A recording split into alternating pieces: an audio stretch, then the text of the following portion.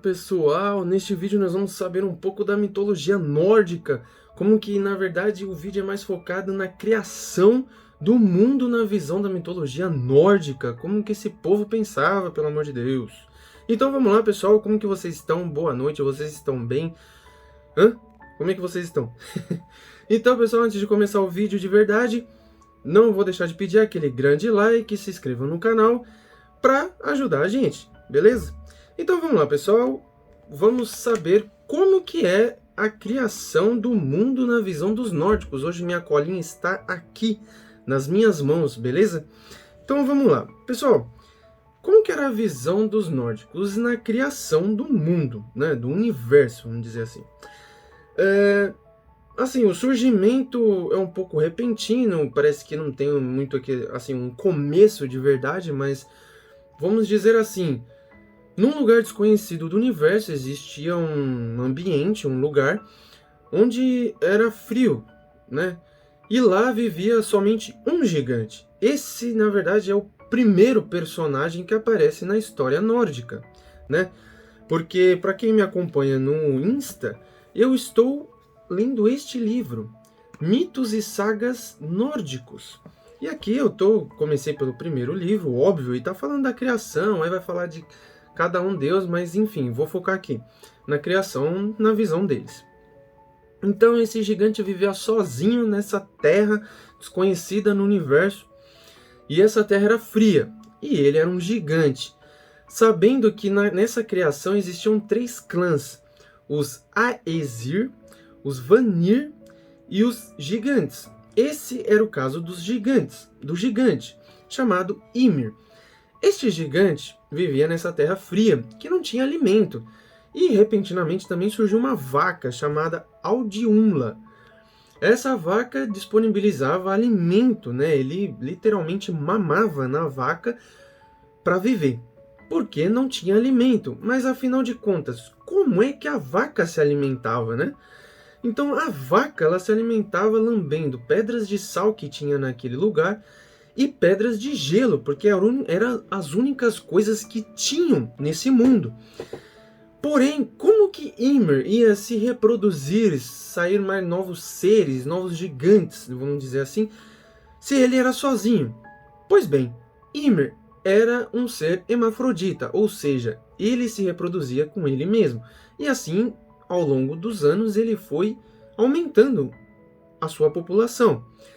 Mas também não tinha alimento. E todos se alimentavam do quê? Da vaca, mamava na vaca.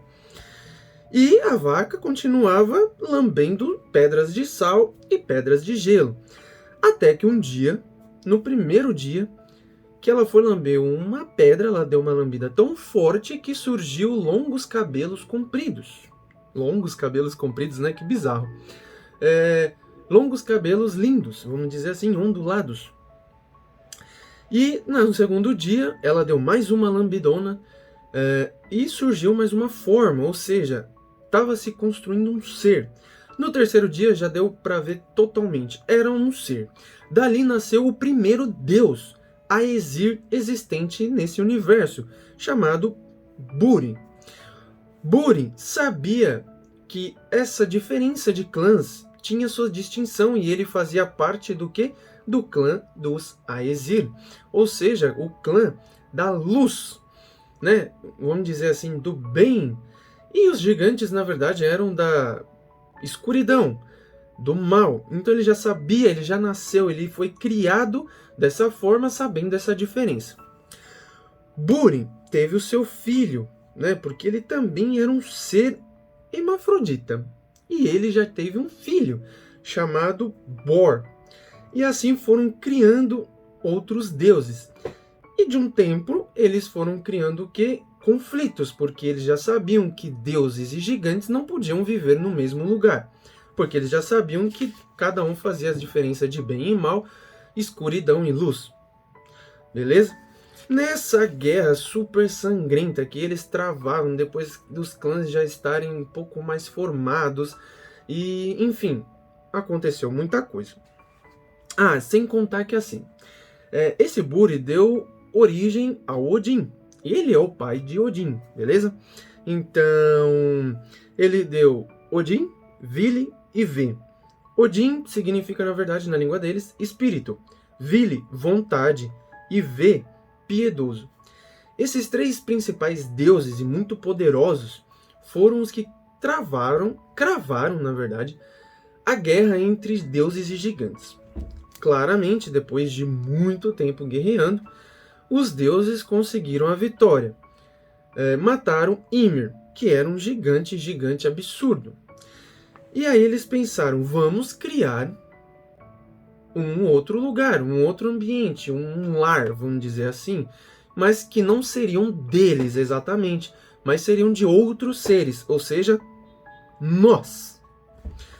Mas, vamos lá.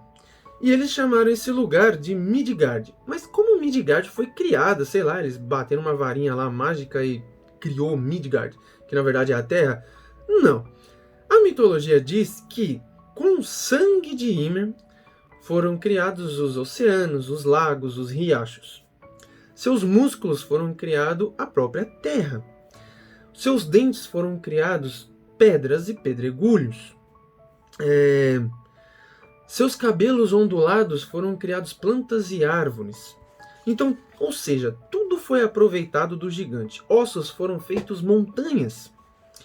Certo? E assim, bom, isso foi criado? Foi. Depois, na criação, acredito eu que, assim, é um pouco diferente, porque aí tem a história de deuses se relacionarem, né? Com gigantes, com outro clã, o clã dos Vanir. E, enfim, é um pouco estranha a mitologia, porque eles eram inimigos, mas eles se juntaram, teve filhos, tudo por interesse e matavam uns aos outros do mesmo jeito. Beleza? E nessa loucura aí de gigantes e deuses, eles se misturarem, entre deuses, entre gigantes, até que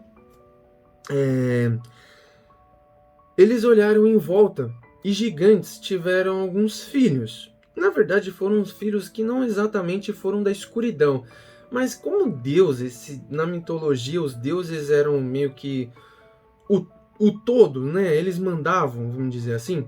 Eles pegaram esses dois filhos de gigantes e eles chamaram um de Mani, que é a lua, e Sol, que é o sol.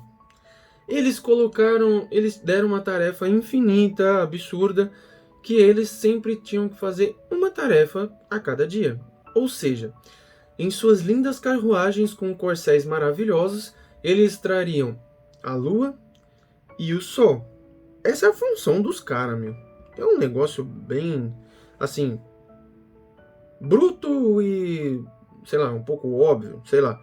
É bem diferente do que a gente está acostumado, beleza? De outras mitologias, como a grega, tá bom?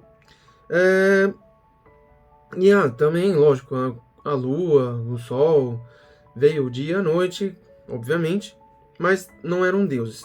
Mas o que são deuses dentro desse noite, dia, lua, sol, são o verão e o inverno. Tem o deus do verão e o deus do inverno. A deusa, no caso. Beleza? E aí, claro, eles estavam lá construindo todo, vamos dizer, o mundo, literalmente, fazendo todo o esquema aí do dia, da noite, do sol, da lua, do inverno, do verão, do outono, da primavera, não sei o quê. E fazendo todo esse negócio. E eles começaram a perceber o que? Na carne podre de Ymir, estavam surgindo, sei lá, vamos dizer assim, vermes, né? Criaturinhas. E dessas criaturinhas, na verdade, surgiram os anões e os elfos, né? Só que, na verdade, tudo era uma coisa só, tá? Como se fosse lá a história dos gigantes e depois dos deuses. Meio que era uma coisa só e depois eles se separaram. Dentro dessa raça, vamos chamar assim, de anões, tinham os anões, próprios anões, e os elfos. Mas por que e como isso foi separado? Os anões, eles foram considerados anões mesmo, um termo anão, seres traiçoeiros, com muitas brincadeiras e tudo mais. Então, o que Odin fez? Odin já estava assim, centralizado no mundo dos deuses, tá? Ele já se declarou o maioral, vamos dizer assim, e o pai dele também ajudou ele a ser o centro das atenções dos deuses. Então, por que teve essa separação? Odin foi lá e separou os anões e os elfos, ou seja, aqueles que eram traiçoeiros, brincalhões, não levavam nada a sério, faziam maldade, ele jogou meio que pro fundo da terra. Só que lá eles tinham uma missão. E não que eles não gostavam de Odin, eles não tinham parte para gigante nem parte para deuses, tá? Eles tinham uma neutralidade. Eles obedeciam os deuses e obedeciam os gigantes. E na verdade eles funcionavam como ferramentas para construção. Ou seja, eles extraíam muitas joias, né, muita prata, ouro e toda a riqueza da terra para construir armas, para construir diversas outras coisas também. Não só armas, mas objetos também mágicos, feitiços, enfim, várias coisas. E os elfos? Os elfos eram criaturas, vamos dizer, magníficas, poderosas. Ambos tinham uma sabedoria sobre-humana, tá? E eles foram levados, vamos dizer, para o reino dos céus, tá? E lá eles podiam voar, podiam ser fadas, anões, elfos, mas que praticavam o bem, vamos dizer assim, exercícios da luz, que eles chamam, beleza? Então tem essa diferença, tudo bem? E quando eles fizeram essa repartição, né, a criação ali da Terra ficou um pouco de lado, eles fizeram essa repartição, jogaram lá os anões lá para descobrir os lugares secretos da Terra, e os outros que eles chamam de elfos, só que são fadas, anões, elfos, enfim, várias coisas, e pro reino dos céus, vamos dizer assim. E aí o Odin foi dar uma olhada depois que tudo se concretizou, né, toda a criação, toda pedaceira lá do Ymir, se formou a Terra, e ele viu que a Terra tinha paisagens muito lindas, lugares maravilhosos, porém não tinha ninguém para ver aquilo. Então ele resolveu o quê? Vou dar uma volta na Terra. E ele sozinho foi lá dar uma volta na Terra. Dando essa volta na Terra, ele encontrou lá troncos de árvore. Olha que louco, né? Um negócio muito doido. Ele encontrou lá uns troncos de árvore e falou: nossa, acho que eu vou dar vida pra esses negócios aí, velho. Tá muito parado, hein? Aí ele foi lá e deu vida. Deu lá vida pra Ask e Embla, os primeiros humanos, um homem e uma mulher. E claro, daí pra frente a gente meio que já imagina. Ele deu lá a missão deles cuidarem da terra, povoar, enfim, fazer as bagaceiras que fizeram aí. E vamos lá.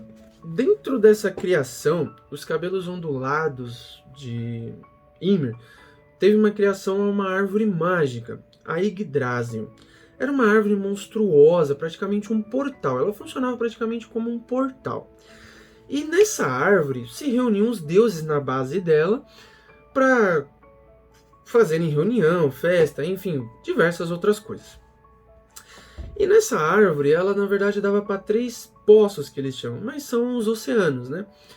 E nenhum desses oceanos, né, teve uma criação de uma gigantesca serpente. E essa gigantesca serpente, ela ficava roendo aos poucos, ou seja, pegando a vida dessa árvore. Só que ela só conseguiria matar a árvore desde que o Ragnarok acontecesse. Então até lá, a árvore continuaria dando vida, frutos e diversas outras coisas, muita coisa, eu ia falar vida de novo, mas acho que vida de uma forma muito geral, tá? Vamos lá, o que mais? Dessa árvore também se criou o quê? Os animais. Então, foi lá esquilo, cavalo, vaca e todo bicho aí que você imagina saiu dessa árvore mágica, essa árvore muito, muito poderosa, né? E um negócio muito doido aí que mais pra frente a gente vai comentar é a criação dos outros deuses, sabe? Principalmente, na verdade do Thor a gente já imagina, mas tem uma coisa que me pegou muito, que na verdade foi a criação do Loki. Porque a gente conhece por filme, claro, para quem não fica pesquisando a criação dos caras, mas para quem pesquisa, vai a fundo as mitologias, descobre que Loki, na verdade, não tem nada a ver com o que a gente vê no filme, tá? É um negócio totalmente diferente. Claro, tem aquela personalidade de ser trambiqueiro e enganar os outros, mas não é exatamente desse jeito, tá? Não tem a criação do jeito que foi criado nos filmes, beleza? E claro, para finalizar, nós temos a ponte Bifrost, sei lá como que você gosta de chamar essa ponte. E claramente a gente já sabe o porquê dela existir. Porque Odin olhar e falar assim, pô, é mó caminhada da onde a gente tá em Asgard pra chegar na Terra, velho. Então vamos criar um portal aí, porque não dá. Entendeu? A gente precisa atravessar pro outro lado toda vez, mano. É uma puta viagem. Então eles criaram a ponte Bifrost. Criada por vento, água, fogo. E por isso que ela ficou toda colorida e eles chamaram de ponte arco-íris. Bom, mas beleza. Tranquilo. E colocaram, claro, um deus específico, Heimdall, para tomar conta da ponte. Só que, primeiramente, a ponte foi criada com a ideia principal simplesmente de fazer uma ligação entre Asgard, né, o mundo de Asgard, a Terra. Não tinha outro... o portal não levava para outro lugar. Simplesmente de Asgard para a Terra. Não tinha outro universo que levava. Não por enquanto. E até onde eu estou, não leva. Está somente a ligação entre Asgard e a Terra. Beleza? E pessoal, claro, essa é a parte 1 da nossa saga. Vai ter parte 2, parte 3, sei lá quantas partes, porque são muitos detalhes e eu tô tentando resumir bastante, pegar os pontos principais, tá? Porque aqui eu quis mostrar o quê? A criação na visão deles. E é muito diferente, porque a gente está acostumado com uma entidade que foi criando tal, ou outros tipos de deuses, outras mitologias, mas a gente não pega muito a fundo a nórdica. Então, você parar um pouco para ler e tentar imaginar na sua cabeça um gigante, e do gigante foi surgindo montanhas, rios, árvores, animais. É um pouco estranho, sabe? Um pouco doido isso. Então, é complicado, tem bastante detalhe, só que se eu ficar muito preso nos mínimos detalhes, vai ser um vídeo de 10 horas aí e eu não acabei ainda, entendeu? Então, o próximo tópico que a gente vai falar no próximo vídeo, da parte 2, nós vamos falar um pouco da criação dos deuses. Então, essa é uma parte muito grande, muito detalhada, então eu vou focar melhor nos principais deuses, os que realmente fazem aqui alguma diferença, que não fica enrolando, porque eles têm Deus para tudo. É Deus da luz, Deus da escuridão, Deus da pedra, Deus do fogo, Deus do ar, Deus da água, Deus da ave, Deus do frio, Deus do calor, Deus para tudo quanto é coisa, velho. E é muito detalhado com a criação dos caras, como que os caras surgiu. É muito doido, entendeu? É muito diferente. Então, eu vou focar nos principais. Vou pegar alguns novos, tá? Que eu acho que é legal falar sobre eles. Mas é isso, pessoal. Então, o vídeo de hoje, vou terminar por aqui. Vou lembrar de novo. Eu estou lendo esse livro aqui, Mitos e Sagas Nórdicas. Vou deixar o link do box que eu comprei, que eu não sei se vende separado, eu comprei um box que são 2 livros. Aqui na descrição, vou deixar o link aqui na descrição, vou deixar o link também do meu Instagram, para quem tiver interesse, eu acho que vocês têm interesse em me seguir, segue lá. Lá eu posto também meu dia a dia, claro. E é isso, pessoal. Um grande abraço e até o próximo vídeo.